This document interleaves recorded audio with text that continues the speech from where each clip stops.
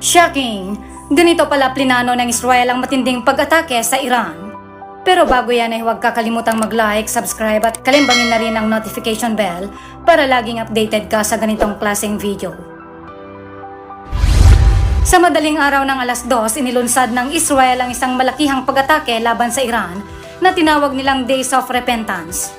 Mahigit 80 eroplanong pandigma ang sumabak sa misyong ito at ang mga rutang ginamit ng Israeli Air Force upang salakayin ng Iran ay masusing pinlano.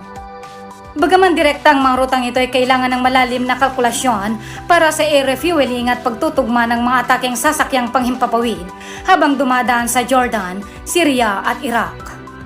Bilang bahagi ng kanilang estratehiya, ginawa rin nila ang pag-neutralize sa mga posibleng banta sa air defense sa Syria at Iraq para masigurong ligtas silang makakabalik kung sakaling sila ay atakihin. Ang kanilang misyon ay nakapalob sa 3 bugso ng pag-atake.